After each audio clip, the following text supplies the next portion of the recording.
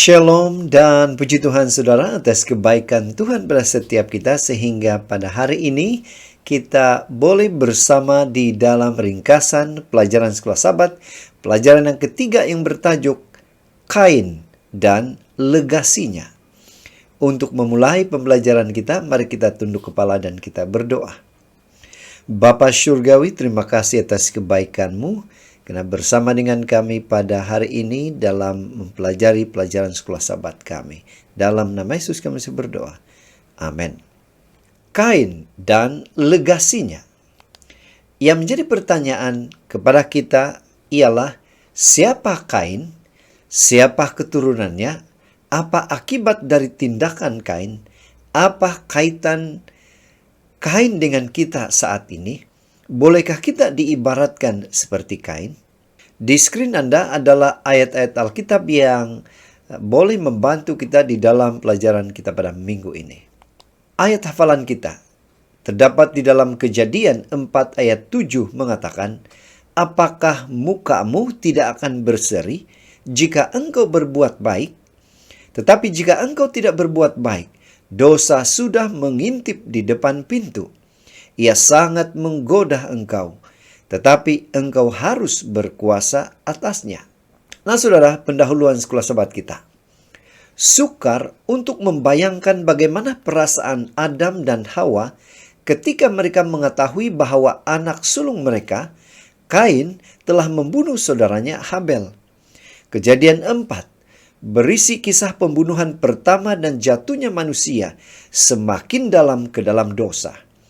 Peristiwa seterusnya, kejahatan Kain, kejahatan Lamek, umur yang semakin berkurang, dan kejahatan yang semakin meningkat adalah kegenapan kutukan yang diucapkan dalam Kejadian 3. Apakah semua harapan hilang? Tuhan hadir dalam pasal ini. Dia peduli akan anak-anaknya dan menawarkan kasih karunia kepada orang-orang berdosa. Untuk membahas pelajaran kita, di skrin saudara adalah topik-topik yang akan kita bincang di dalam pelajaran sekolah Sabat kita pada minggu ini. Kita langsung ke tajuk yang pertama, yaitu Kain dan Habel. Yang menjadi pertanyaan, bagaimana kelahiran mereka dalam buku Kejadian? Kejadian 4 ayat 1 sehingga 2 bahagian E. Kemudian manusia itu bersetubuh dengan Hawa, istrinya, dan mengandunglah perempuan itu, lalu melahirkan Kain. Maka kata perempuan itu, aku telah mendapat seorang anak laki-laki dengan pertolongan Tuhan. Selanjutnya dilahirkannyalah Habel, adik Kain.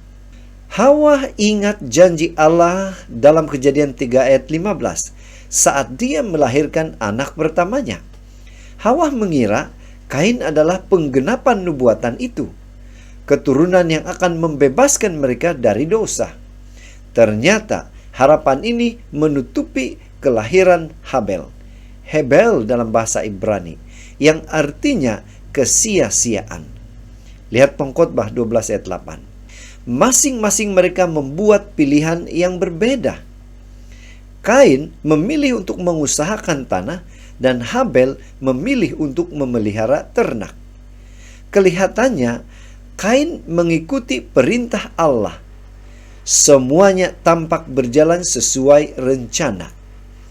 Harapan Adam dan Hawa terletak hanya pada Kain, karena mereka percaya dia bukan Habel, Mesias yang dijanjikan itu. Tajuk yang kedua, 2 persembahan. Apa perbezaan persembahan Kain dan Habel? Apa persembahan yang Tuhan inginkan sebenarnya? Kejadian 4 ayat 2b sehingga 4. Dan Habel menjadi gembala kambing domba, Kain menjadi petani. Setelah beberapa waktu lamanya, maka Kain mempersembahkan sebahagian dari hasil tanah itu kepada Tuhan sebagai korban persembahan. Habel juga mempersembahkan korban persembahan dari anak sulung kambing dombanya, yakni lemak-lemaknya. Maka Tuhan mengindahkan Habel dan korban persembahannya itu. Tuhan mewajibkan haiwan dan sayuran sebagai persembahan. Setiap jenis persembahan memiliki maknanya masing-masing, yaitu penebusan dan kesyukuran. Kita tidak tahu konteks lengkapnya dalam kisah ini, tetapi kita dapat mengetahui motivasi mereka atau gerak hati karena Tuhan menolak salah satu persembahan mereka. Kain menganggap persembahannya sebagai pemberiannya kepada Tuhan. Habel memahami pengorbanannya sebagai pengingat pemberian Tuhan kepadanya. Kain ingin diterima atas apa yang dia lakukan kepada Tuhan, yaitu keselamatan karena perbuatan. Habel pula ingin diterima atas apa yang telah Tuhan lakukan untuknya. Inilah yang disebut sebagai keselamatan karena iman. Tajuk yang ketiga, jenayah. Apa reaksi Kain apabila persembahannya tidak diterima oleh Tuhan? Kejadian 4 ayat 5 dan 7 mengatakan, lalu hati Kain menjadi sangat panas dan mukanya muram. Apakah mukamu tidak akan berseri jika engkau berbuat baik? Tetapi jika engkau tidak berbuat baik, dosa sudah mengintip di depan pintu. Ia sangat menggoda engkau, tetapi engkau harus berkuasa atasnya. Tetapi Kain dan korban persembahannya tidak diindahkan Tuhan. Kain marah kepada Tuhan dan saudaranya karena persembahannya ditolak. Marah kepada Tuhan mungkin masuk akal karena dia telah menolak persembahannya. Tetapi kenapa dia marah pada saudaranya Habel? Tuhan merespon kemarahan Kain dengan memperlakukannya dengan penuh kasih sayang. Dia memberinya beberapa nasihat untuk menahan Kain dari membuat kesalahan lebih lanjut. Tuhan mendorong Kain untuk membuat pilihan yang baik. Dia memanggil Kain untuk melakukan apa yang benar dan baik. Tuhan akan menerima dia, tetapi dia harus menerima syarat Tuhan dan bukan syaratnya sendiri. Dia juga mendorong Kain, Tuhan mendorong Kain untuk mengatasi dosa. Tuhan bersedia untuk bersamanya, untuk membantunya. Tajuk yang keempat, hukuman terhadap Kain. Apa akibat pilihan Kain apabila dia menolak nasihat dan panggilan Tuhan? Firman Tuhan di dalam Kejadian 4 ayat 9 sehingga 12 mengatakan, firman Tuhan kepada Kain, di mana Habel adikmu itu? Jawabnya, aku tidak tahu. Apakah aku penjaga adikku? Firman-Nya, apakah yang telah kau perbuat ini? Darah adikmu itu berteriak kepadaku dari tanah. Maka sekarang terkutuklah engkau, terbuang jauh dari tanah yang mengangahkan mulutnya untuk menerima darah adikmu itu dari tanganmu. Apabila engkau mengusahakan tanah itu, maka tanah itu tidak akan memberikan hasil sepenuhnya lagi kepadamu. Engkau menjadi seorang pelarian dan pengembara di bumi. Setelah Kain membunuh saudaranya, Tuhan menanyakan pertanyaan yang sama atau serupa dengan pertanyaan yang dia tanyakan kepada Adam. Di mana Habel adikmu itu? Namun, Kain tidak mengakui dosanya. Dia bahkan tidak mencoba memberikan sebab. Dia hanya menghindari pertanyaan dan menentang Tuhan. Oleh karena itu, Tuhan membiarkan Kain dikutuk dari bumi yang telah meminum darah saudaranya. Kain telah memilih untuk hidup jauh dari Tuhan, sehingga dia dikutuk untuk hidup mengembara. Kain tidak bertobat, tetapi dia tahu bahwa hidup jauh dari Tuhan berarti kematian.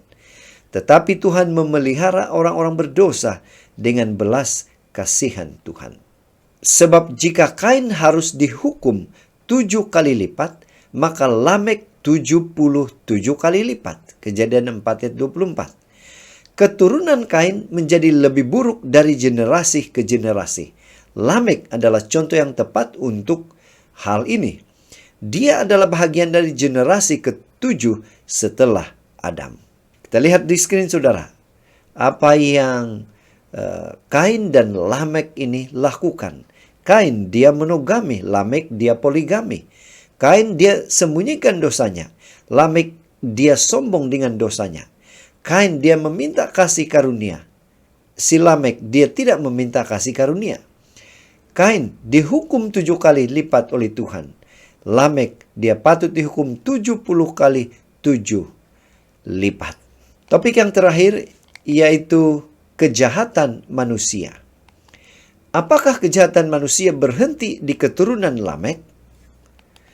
Kejadian 4 ayat 25 hingga 26 mengatakan, Adam bersetubuh pula dengan istrinya.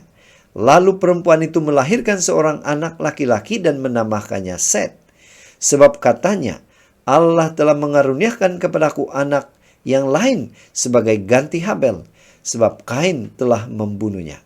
Lahirlah seorang anak laki-laki bagi Set juga, dan anak itu dinamainya Enos. Waktu itulah orang mulai memanggil nama Tuhan. Hawa memiliki iman bahwa pembebas akan datang melalui keturunan Set. Keturunan Mesias akan menjadi bahagian dari garis keturunan Set. Keturunan Set, anak-anak Allah, dan Kain, anak-anak manusia, jelas berbeza sejak Enos. Kejadian 6 ayat 1 hingga 2. Nah, Anda boleh lihat di screen saudara, adalah ketujuh keturunan selepas Adam. Anda melihat di mana kedudukan Henok, Metusalah, Lamek, dan Nuh. Di bahagian Set, bahagian Kain pula, kita lihat banyak contoh di sana. Lamek, Yabal, Yubal, dan Tubal. Kita langsung saudara ke poin seterusnya. Keturunan Kain semakin jauh dari Tuhan, tetapi keturunan Set mencoba untuk mendekat kepada Tuhan. Henok juga merupakan bahagian dari generasi keturunan sejak Adam, tetapi pengalaman rohaninya berbeza dengan sepupunya Lamek.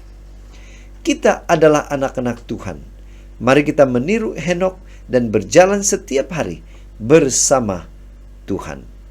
Pena Inspirasi juga mengatakan, satu-satunya perlindungan melawan kejahatan adalah tinggalnya Kristus dalam hati melalui iman dalam kebenarannya. Karena sifat mementingkan diri yang ada di dalam hati kitalah pencobaan berkuasa atas kita. Tetapi apabila kita melihat kasih Allah yang besar, sifat mementingkan diri tampak kepada kita dalam sifatnya yang mengerikan dan menjijikkan. Dan kita ingin supaya itu dibuangkan dari dalam jiwa. Apabila Roh Kudus memuliakan Kristus, hati kita dilembutkan dan tunduk. Pencobaan kehilangan kuasanya dan kasih karunia Kristus mengubah tabiat. Jadi saudara, dari pelajaran sekolah sahabat kita pada minggu ini, kita boleh menyimpulkan. Di dalam bab, khususnya bab 4 hingga 6 buku Kejadian, keselamatan Tuhan menemui jalannya melalui satu siri kontras antara Kain dan Habel. Dalam nama dan tingkah laku mereka dan korban masing-masing, dan bahkan antara Kain dan Lamek. Bab 4 hingga 6 dibingkaikan dengan harapan. Ia bermula dan berakhir dengan janji mesianik. Bermula dengan kelahiran Kain dan berakhir dengan kelahiran Set. Kelahiran Kain membawa kegagalan dan keganasan manusia yang mengakibatkan hukuman air bah. Kelahiran Set pula membawa pembaikan kepada kegagalan sebelumnya dan memulihkan rancangan keselamatan Tuhan yang membawa kepada kelangsungan hidup umat manusia dalam sejarah dan untuk keselamatan mereka. Untuk kita saudara, aplikasi untuk kita. Mari kita memilih teladan yang baik. Mari memilih Tuhan. Mari memilih taat kepada perintah Tuhan. Dan mari memilih untuk bertobat. Saudara, sampai di sini ringkasan pelajaran sekolah sahabat kita pada minggu ini. Semoga kita mendapat sesuatu dan membantu kita di dalam mempelajari pelajaran sekolah sahabat kita pada minggu ini. Untuk mengakhiri, mari kita tunduk kepala dan kita berdoa. Bapa Syurgawi, terima kasih karena Engkau hadir, menolong kami mengerti, dan kami boleh mengaplikasikan itu dalam kehidupan kami. Dalam nama Yesus kami berdoa. Amin.